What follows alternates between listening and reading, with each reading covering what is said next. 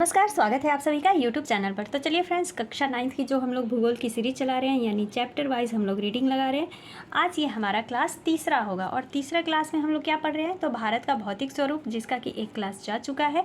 और आज हम लोग दूसरी ये हमारी क्लास होगी और हिंदी की और जो हमारा हिस्ट्री का है वो तो चल ही रहा है। कभी कभी बीच में तबीयत ख़राब हो जाता है, जिसकी वजह से पूरा वीडियो 1-2 दिन रुक जाता है। तो चलिए आज हम लोग देखते हैं। और आज हमारा वीडियो यहाँ से शुरू करना था उत्तरी मैदान से, जिसमें कि हम लोग क्या क्या पढ़ लिए थे। तो देखिए, ये तो हमारा हो गया है मुख्य भौगोलिक का, जिसमें कि हम लोग हिमालय की पर्वत श्रृंखलाएँ सभी देख लिए हैं और आज हम लोग इस पूरे चैप्टर को ख़त्म करेंगे। तो चलिए बढ़ते हैं अपने टॉपिक की तरफ। अगर आप लोग पहली वाली वीडियो नहीं देखे हैं तो उसकी प्लेलिस्ट बनी हुई है क्लास 9th करके, NCERT बेस्ड। तो आज हम लोग को पढ़ना है उत्तरी मैदान। तो एक एक लाइन बहुत इंपॉर्टेंट है, आप लोग पूरी वीडियो फास्ट करके ज़रूर देख लें। अगर आप लोग नए हो तो चैनल को सब्सक्राइब कर दीजिएगा और पसंद आ जाए तो लाइक भी कर दीजिएगा।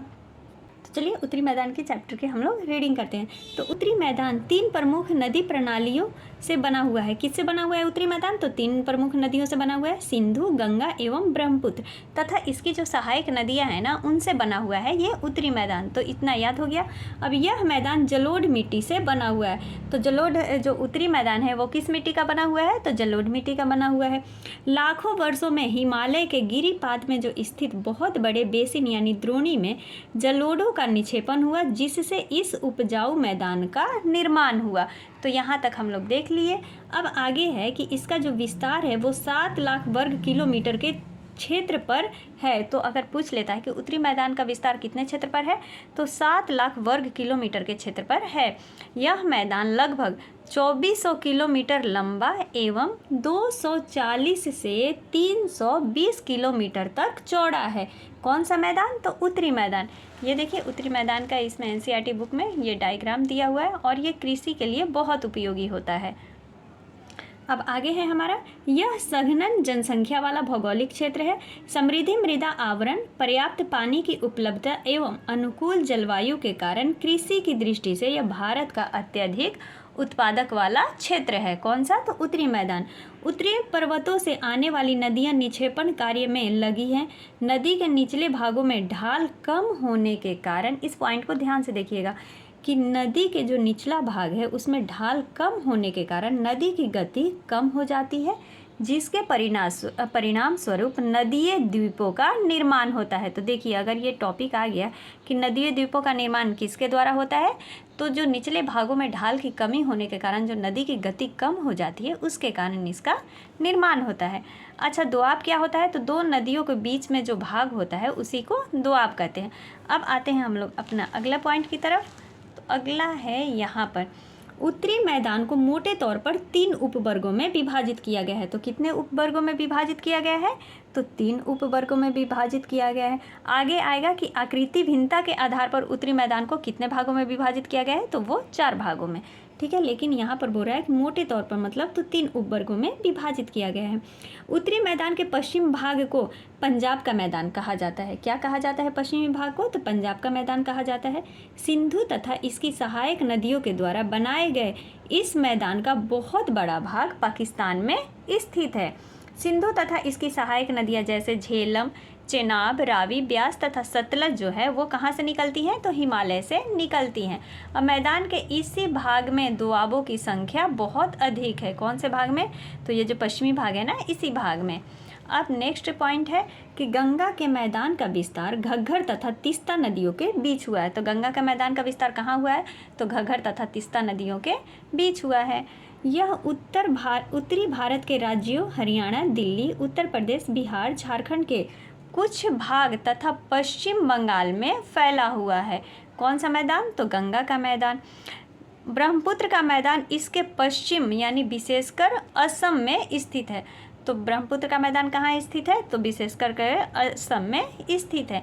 नेक्स्ट पॉइंट है हमारा, उत्तरी मैदानों की व्याख्या सामान्यतः इसके उच्चावचों में बिना किसी विविधता वाले समतल स्थल के रूप में किया जाता है। किसकी व्याख्या? तो उत्तरी मैदानों की व्याख्या।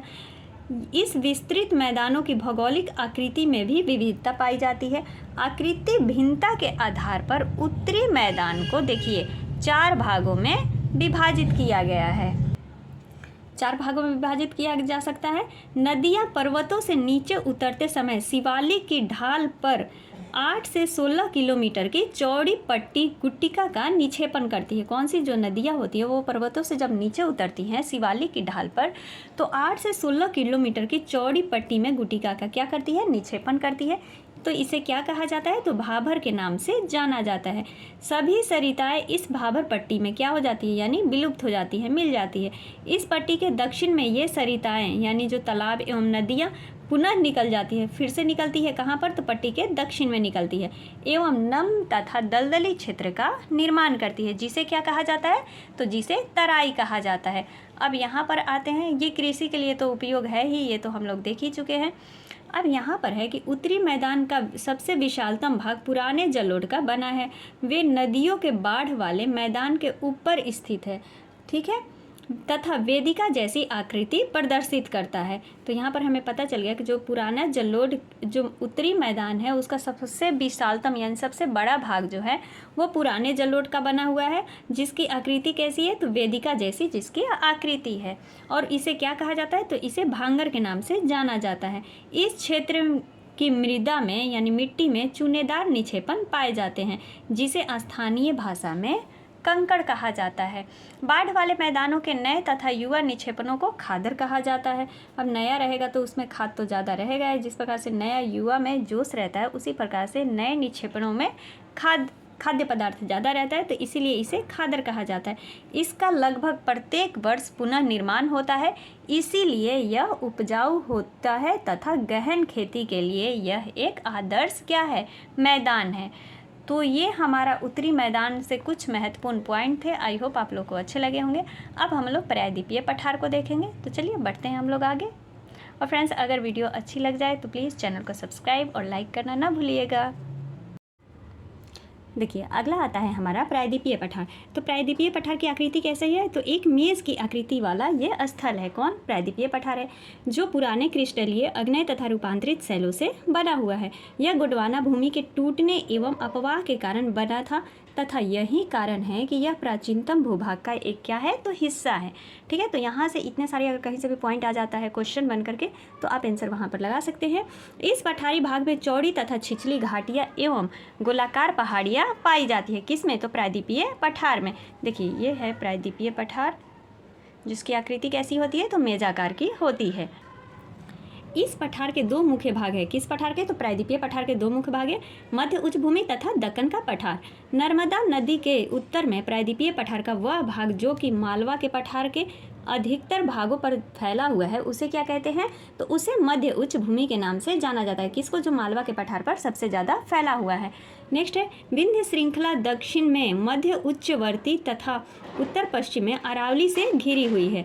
पश्चिम में यह धीरे धीरे राजस्थान के बलुई तथा पथरीले मरुस्थल से जाकर के क्या होता है, तो मिल जाता है। इस क्षेत्र में बहने वाली नदियाँ जैसे चंबल, सिंध, बेतवा, केन दक्षिण पश्चिम से उत्तर पूरब की तरफ बहती है। तो कौन कौन सी नदियाँ अगर पूछ लेता है कि दक्षिण पश्चिम से उत्तर पूरब की तरफ बहती है, तो वो नदी है चंबल, सिंध, बेतवा, केन।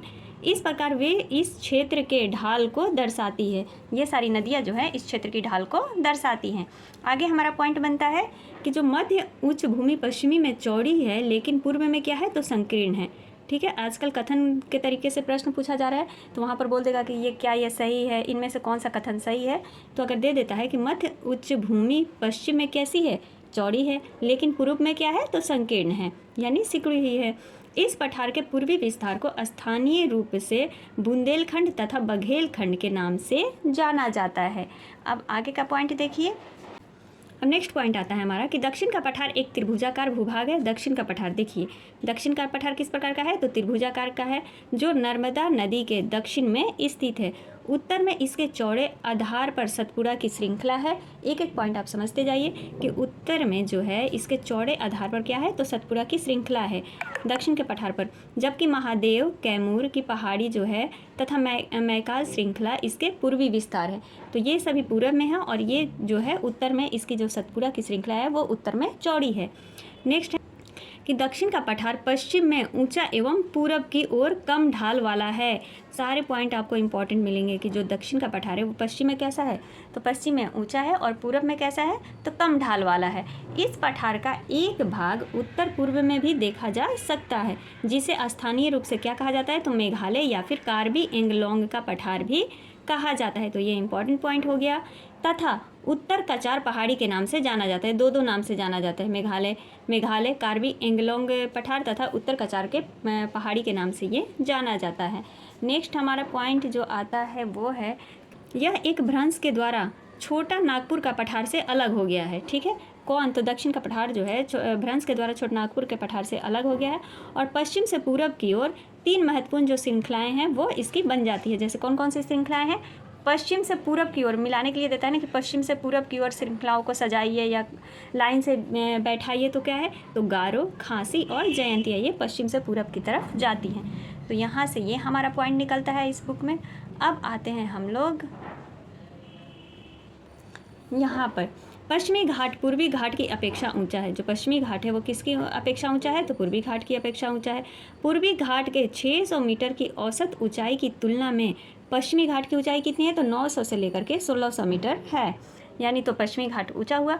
पूर्वी घाट का विस्तार महानदी घाटी से दक्षिण में नीलगिरी तक है तथा पूर्वी घाट का विस्तार सतत नहीं है, यानी यह कंटिन्यू नहीं है, ये अनियमित है एवं बंगाल की खाड़ी में गिरने वाली नदियों ने इनको काट दिया है। तो किसको काट दिया, जो पूर्वी घाट का विस्तार वाला जो नदी है उसको काट दिया है।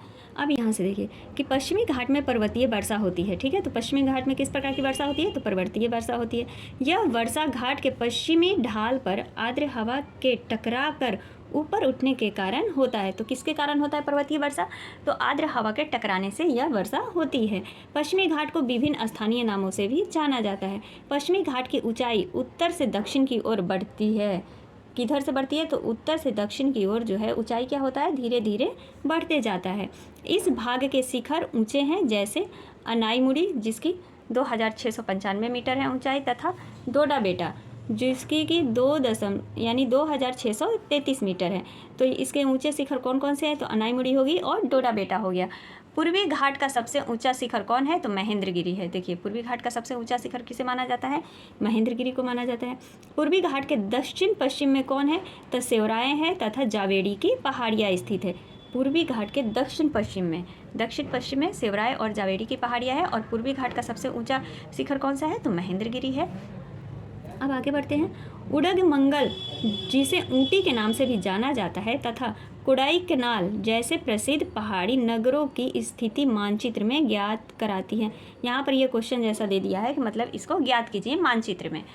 अब देखिए अब हमारा क्या आता है, क्योंकि हम लोग रीडिंग लगा रहे हैं, अब आता है उसके बाद हम लोग देखेंगे भारतीय मरुस्थल को। तो पहले इसको कंप्लीट करते हैं। प्रायद्वीपीय पठार, प्रायद्वीपीय पठार की एक विशेषता यह पाई जाती है कि पाई जाने वाली काली मृदा है। प्रायद्वीपीय पठार की विशेषता क्या है कि यहाँ पर पाई जाने वाली जो मिट्टी है वो काली मिट्टी है, जिसे दक्कन ट्रैप के नाम से भी जाना जाता है। तो दक्कन ट्रैप के नाम से किसे जाना जाता है, तो प्रायद्वीपीय पठार की मिट्टी को जाना जाता है, यानी काली मिट्टी को। इसकी उत्पत्ति ज्वालामुखी से हुई है। किसकी, प्रायद्वीपीय पठार की उत्पत्ति, इसीलिए इसके शैल अग्नेय हैं। वास्तव में इन शैलों का समय के साथ साथ अपर्दन हुआ है, जिनसे काली मृदा का निर्माण हुआ है। अरावली की पहाड़ियाँ प्रायद्वीपीय पठार के पश्चिमी एवं उत्तर पश्चिमी किनारे पर स्थित है। ये बहुत अधिक अपर्दित और खंडित पहाड़ियाँ हैं। ये गुजरात से लेकर के दिल्ली तक दक्षिण पश्चिम एवं उत्तर पूर्व दिशा में फैली हुई है। तो ये हमारा प्रायद्वीपीय पठार था, उसके बारे में ये सारे पॉइंट थे जिसको कि हम लोग रीड कर चुके। अब आते हैं हम लोग भारतीय मरुस्थल की तरफ। अरावली पहाड़ी के पश्चिमी किनारे पर थार का मरुस्थल स्थित है। यह बालू के टिब्बों से ढका एक तरंगित मैदान है। कौन तरंगित मैदान है, तो जरा अरावली पहाड़ी है जहाँ पर कि थार मरुस्थल स्थित है, वहीं क्या है, तो एक प्रकार का तरंगित मैदान है। भारतीय मरुस्थल के बारे में हम लोग पढ़ रहे हैं। इस क्षेत्र में प्रति वर्ष 150 मिमी से भी कम वर्षा होता है। तो यहाँ पर ये देखिए वर्षा से अगर रिलेटेड पूछ लेता है तो 150 से भी कम मिमी में वर्षा होता है। इस शुष्क जलवायु वाले, एक मिनट ब्लर हो गया, इस शुष्क जलवायु वाले क्षेत्र में वनस्पति बहुत कम है। वर्षा ऋतु में ही कुछ सरिताएं दिखती हैं और उसके बाद वे बालू में ही क्या हो जाती हैं, तो विलीन हो जाती हैं। पर्याप्त जल नहीं मिलने से वे समुद्र तक नहीं पहुंच पाती है। केवल लूनी ही इस क्षेत्र की सबसे बड़ी नदी है। तो राजस्थान की तो लूनी नदी ही सबसे इस क्षेत्र की क्या है, बड़ी नदी है। अब बरकान क्या है, तो अर्धचंद्राकार बालू का एक प्रकार का टीला है जिसका विस्तार बहुत अधिक क्षेत्र पर होता है। तो किसका, तो बरकान का। लेकिन लंबवत टीले भारत पाकिस्तान सीमा के सम्मुख प्रमुखता रूप से पाए जाते हैं।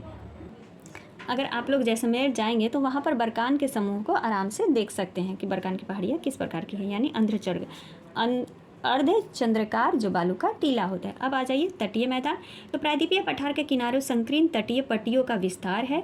यह पश्चिम में अरब सागर से लेकर के पूरब में बंगाल की खाड़ी तक विस्तृत है। कौन, तटीय मैदान। पश्चिमी तट, पश्चिमी घाट तथा अरब सागर के बीच स्थित एक संकीर्ण मैदान है। इस मैदान के 3 भाग हैं। तट के उत्तरी भाग को कोक्कण कहते हैं, यानी मुंबई तथा जो गोवा का तटीय हो जाता है उसको क्या कहते हैं, कोक्कण तटीय मैदान कहते हैं। मध्य भाग को कन्नड़ मैदान कहते हैं एवं दक्षिणी भाग को मालाबार तट कहा जाता है। तो ये तीनों पॉइंट से तो क्वेश्चन पूछता ही है। बंगाल की खाड़ी के साथ विस्तृत मैदान चौड़ा एवं समतल है। उत्तरी भाग में इसे क्या कहते हैं, तो उत्तरी सरकार कहा जाता है, जबकि दक्षिणी भाग में कोरोमंडल तट के नाम से इसे जाना जाता है। बड़ी नदियाँ जैसे महानदी, गोदावरी, कृष्णा, कावेरी इस तट पर विशाल डेल्टा का निर्माण करती है। किस तट पर, तो कोरोमंडल तट पर। देखिए कोरोमंडल तट पर विशाल निर्माण करती है ना, कृष्णा कावेरी इस तट पर विशाल निर्माण करती है। चिल्का झील पूर्वी तट पर स्थित एक महत्वपूर्ण भूलक्षण है। चिल्का झील पूर्वी तट पर स्थित एक महत्वपूर्ण भूलक्षण है। चिल्का झील कहाँ है, तो उड़ीसा में है। महानदी डेल्टा के दक्षिण में यह स्थित है चिल्का झील। तो फ्रेंड्स आज हम लोग ये पूरा अपना चैप्टर कंप्लीट कर चुके हैं। कौन सा, हमारा दूसरा चैप्टर था।